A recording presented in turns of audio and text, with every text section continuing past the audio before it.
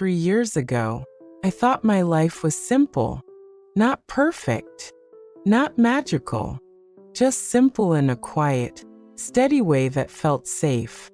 I was 28, working a stable job at a small marketing office downtown, renting a bright little apartment with white curtains that moved softly when the window was open. I had friends who called me on weekends. I had dreams that felt close enough to touch.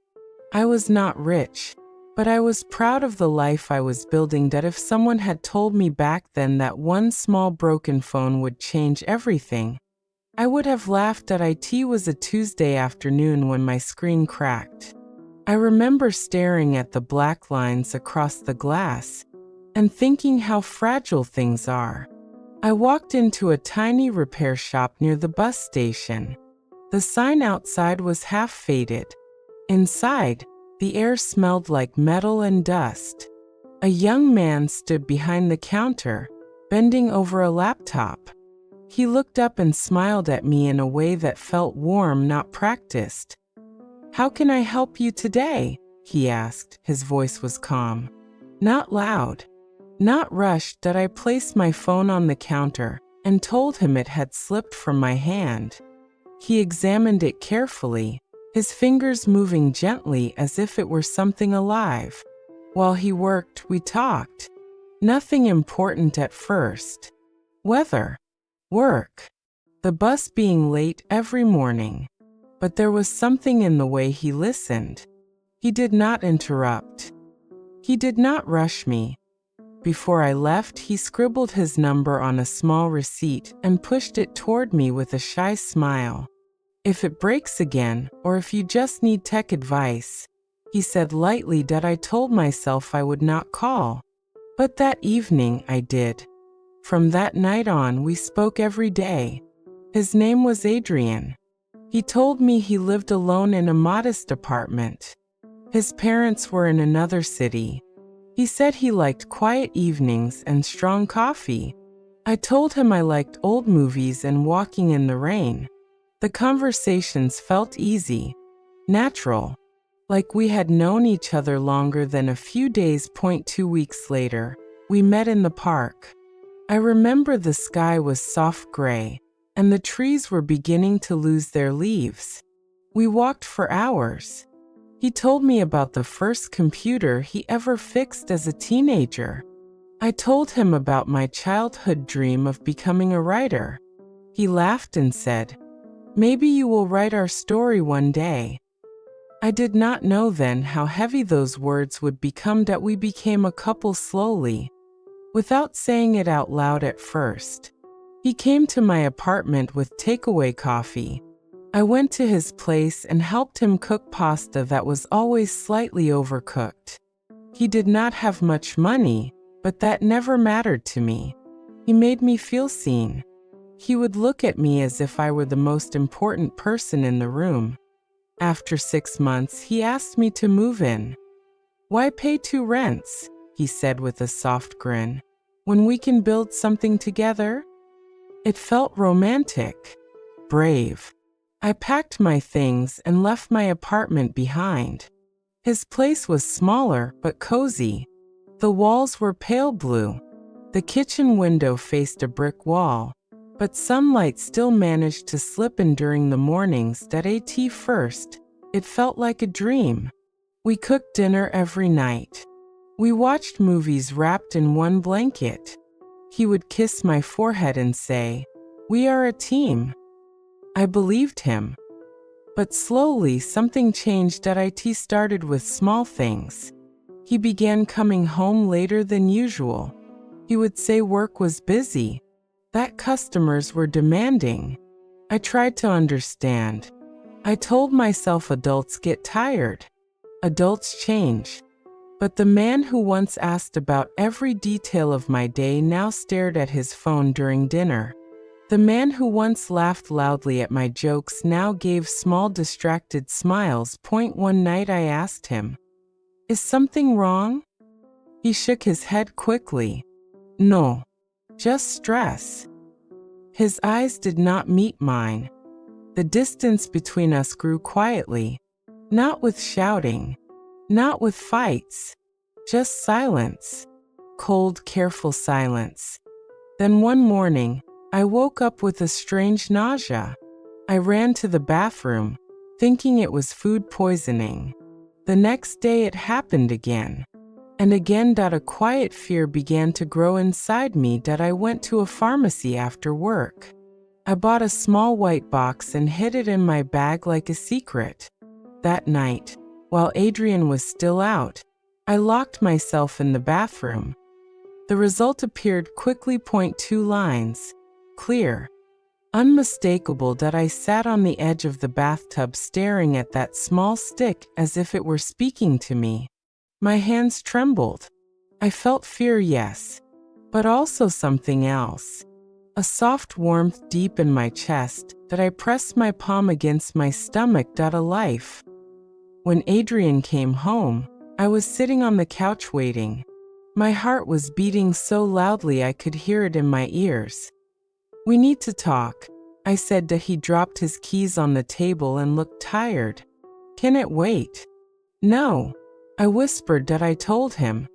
The words felt heavy as they left my mouth. "I'm pregnant." The room became very still. He did not smile. He did not come closer. He just stared at me. "Are you sure?" he asked after a long silence. "Yes." He sat down and covered his face with his hands. I waited for him to say something comforting, something hopeful. Instead, he stood up and began pacing. "This can't be happening," he muttered. I felt my chest tighten. "It is happening." He stopped walking. "I'm not ready for this." "We can be ready together," I said quickly. "We'll figure it out." He looked at me then, and in his eyes I saw something I had never seen before. Fear. Not of being a father. Fear of losing freedom. "This isn't the life I want," he said quietly. The words cut deeper than shouting ever could. I tried to speak, but my throat felt dry. "Are you saying you don't want this child?" He did not answer directly. He grabbed his jacket. "I need time." And then he left. I waited all night. He did not return. I called him again and again. My calls went unanswered. 5 days later, a short message appeared on my phone. "I'm sorry. I can't do this."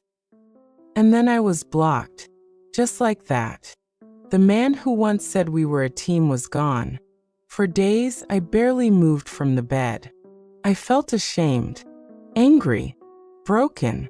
I whispered to the life growing inside me, promising I would not disappear the way he did. I did not tell my parents. I did not tell my friends. I felt like the world would judge me, like I had failed at something important. But one evening, as I stood in front of the mirror staring at my pale face, I realized something. I was not alone. I placed both hands on my stomach and said softly, "It's you and me now." And for the first time since he left, I felt strong. I found a small room to rent in an older building. It had a narrow bed, a tiny kitchen corner, and a window that looked over a busy street. It was not beautiful, but it was mine. I went to the doctor alone. When I heard the heartbeat for the first time, my knees almost gave out. The sound was fast and steady, like a tiny drum. That sound changed me. I began eating properly, sleeping when I could, working until my body begged for rest. I saved every coin. I bought small baby clothes and folded them carefully into a drawer. People stared at my growing belly, some with pity, some with silent judgment. I kept my head high. Months passed. Then one night, pain woke me like a storm. I grabbed my bag and took a taxi to the hospital. The lights were too bright. The air smelled sharp and clean. The pain came in waves that stole my breath. Hours later, I heard a cry. A strong cry. They placed him in my arms. That was the night I realized something inside me had changed forever, that I did not cry the way I thought I would. I did not scream. I did not beg. I simply sat there on the edge of the bed, holding that small white stick in my trembling hands, staring at two clear lines that refused to disappear. Outside the window, the city was moving like nothing had happened. Cars passed. People laughed somewhere in the distance. A dog barked. The world was normal. But inside me, everything was different. That I placed my hand slowly on my stomach and whispered, "Are you really there?" The silence in the room felt heavy, but at the same time, I did not feel completely alone anymore. 3 years ago, I was 28 and thought I understood life. I had a stable job, a small circle of loyal friends, and a routine that felt safe. I was not wealthy, but I felt content. I believed happiness was simple. Work hard, love deeply, trust honestly. Then one ordinary afternoon, my phone screen shattered after slipping from my hand. It seemed like such a small thing at the time. I walked into a tiny electronics repair shop near my office, annoyed but calm. That was the moment everything began. That he was standing behind the counter, focused on fixing a laptop. When he looked up, he smiled in a way that made me feel instantly at ease. His name was Adrian. His voice was soft, steady, almost warm. While he repaired my phone, we talked about simple things: work, music, the weather. It was ordinary conversation, yet I felt something unusual, like I had known him longer than a few minutes.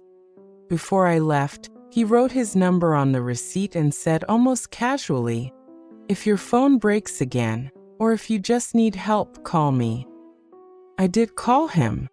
That same evening. At first, it was innocent. We talked about our childhoods, our dreams, our fears.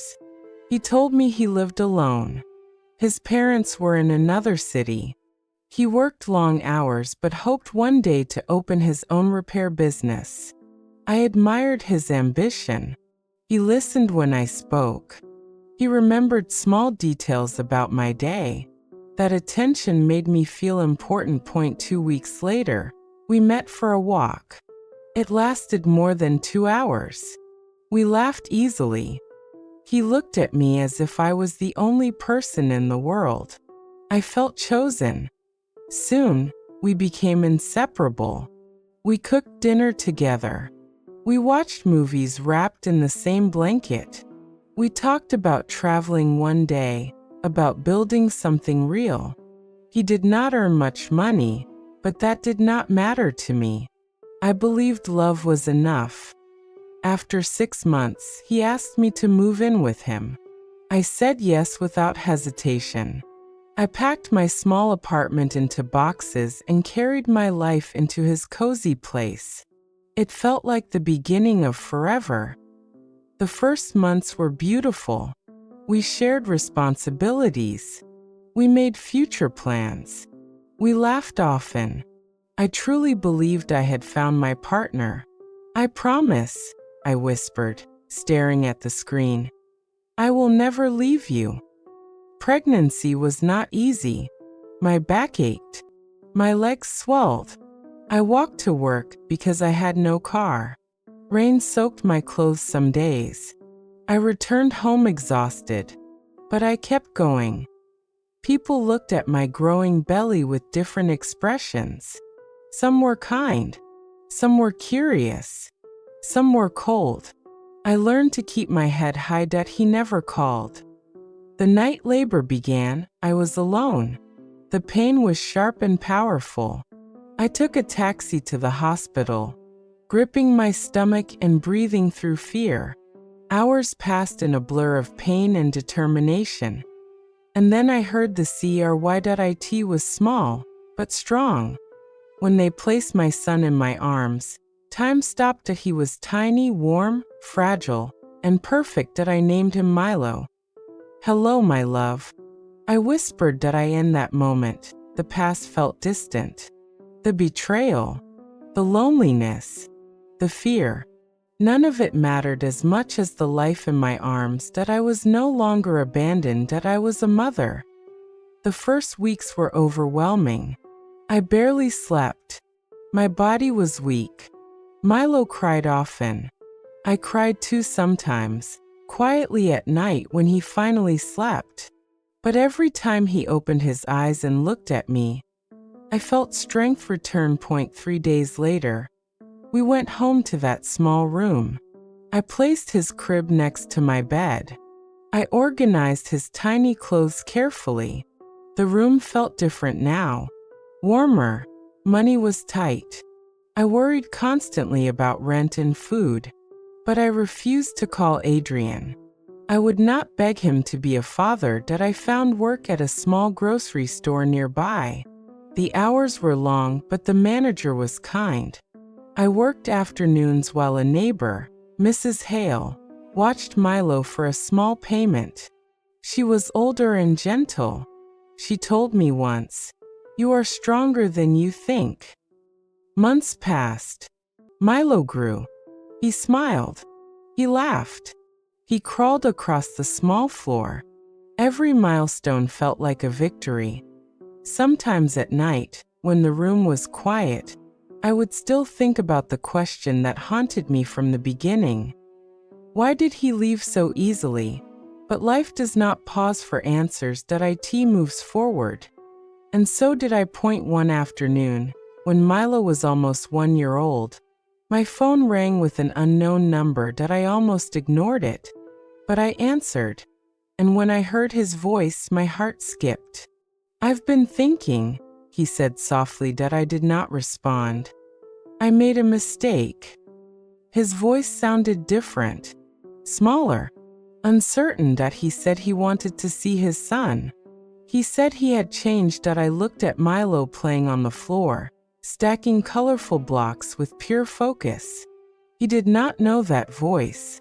He did not know the man who left before he was born. Anger rose in my chest, but something else was there too. Clarity. "You left," I said calmly. "We learned how to live without you." He tried to explain. He said he was scared. He said he felt trapped. He said he needed another chance. That I listened. But I did not feel the same woman who once waited all night for him to return. "I don't need you to complete this life," I said quietly. "We are not broken." There was silence on the other end. He said he would wait. He said he would prove himself. That I ended the call. But that was not the end of the story, because the real question was not whether he would return. The real question was whether I still cared if he did. And I did not know yet that the biggest test of my strength was still waiting for me. After I tore the paper with Adrian's number and threw it into the trash, I thought that chapter was finally closed. I truly believed the past had finished chasing me. I believed I had already survived the hardest part of my life. I was wrong. A few weeks later, my son turned 3. I named him Aaron. I remember the first time I whispered his name in the hospital room. It felt soft and strong at the same time, just like him. On his 3rd birthday, I bought a small chocolate cake from the bakery near our apartment. I placed 3 tiny candles on top. Our living room was still small, still simple, but it was filled with light. My friend Selin came with her daughter. We sang softly. Aaron clapped his hands and laughed like the world was perfect. And in that moment, I almost believed it was. That night, after everyone left, Aaron fell asleep holding the small toy car I had given him. I sat beside his bed and watched him breathe, his chest rising and falling slowly. I placed my hand on his hair and felt a strange fear, a quiet fear I could not explain. Sometimes when life becomes peaceful, your heart prepares for something. 2 days later, I received a letter that it was not from Adrian. It was from a law office that my hands shook as I opened it. The words were formal, cold, distant. Adrian had filed a request for legal recognition as Aaron's father. He wanted shared custody. Shared custody. For 3 years he was silent. For 3 years he chose freedom over responsibility. And now, suddenly, he wanted to be a father. That I sat down on the kitchen chair and read the letter again. My heart was not broken this time. It was burning. That evening, Adrian called. I answered. My voice was calm. He said he had thought about everything. He said he had grown. He said he regretted leaving. He said he had a stable job now. He said he wanted to do the right thing. I listened quietly. Then I asked him something simple. Where were you when I walked to work in the rain while I was 8 months pregnant? Silence. Where were you when I heard our son's heartbeat for the first time? More silence. He tried to speak, but his words were weak. He said he was scared. He said he was young. He said he did not understand what he was losing. I told him something he did not expect. You did not lose a baby. You lost 3 years of love. And that is something you can never buy back. He said he deserved a second chance. And for the first time, I did not feel anger. I felt clarity. I told him he could meet Aaron, not as a father demanding rights, but as a man asking to earn trust. There was a long pause. Then he agreed. The first meeting happened in the park. I dressed Aaron in his favorite blue sweater. He held my hand tightly as we walked. I could feel his small fingers squeezing mine. Adrian was already there, standing near a bench. He looked different. Older. Tired. Nervous. Aaron looked up at me and asked who that man was. I knelt down and said softly, "He is someone who wants to know you." Adrian stepped closer. He smiled gently and said hello. Aaron hid behind my leg. In that moment, I understood something powerful. Blood does not create connection. Presence does. Adrian tried to talk to him. He brought a small toy. Aaron did not take it.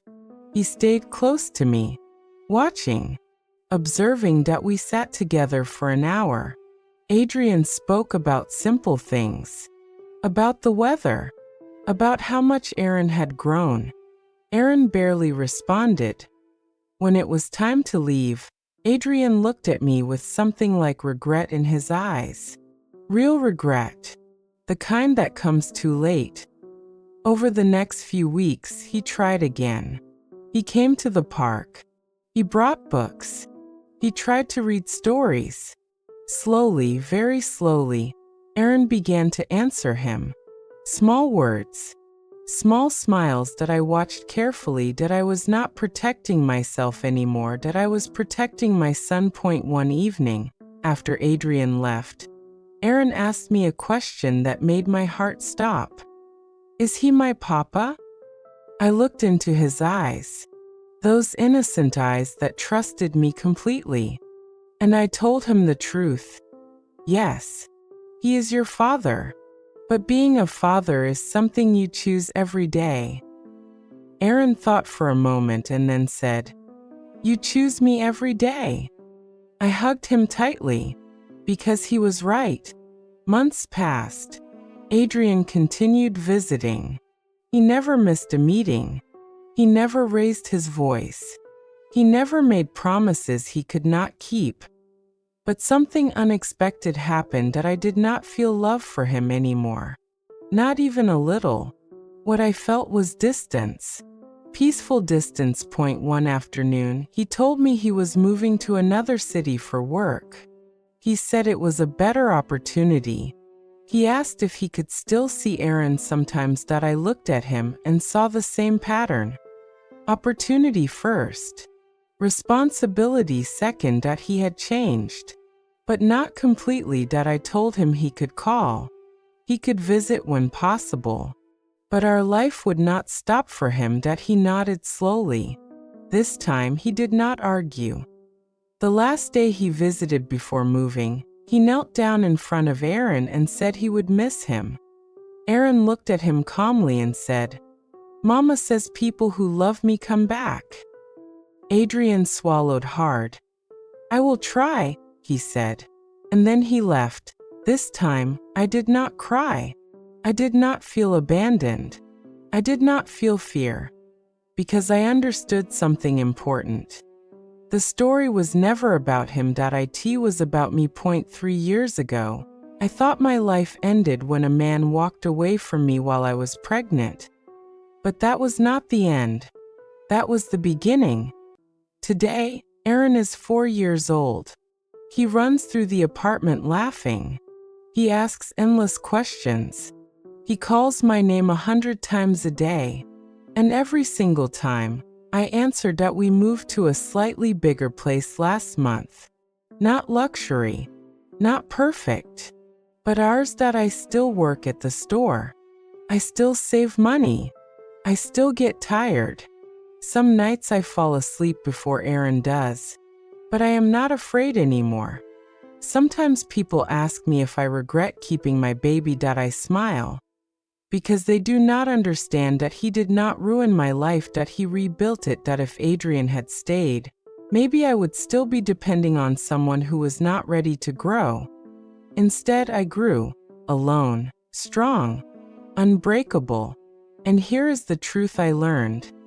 The day I found out I was pregnant, I thought I was losing everything.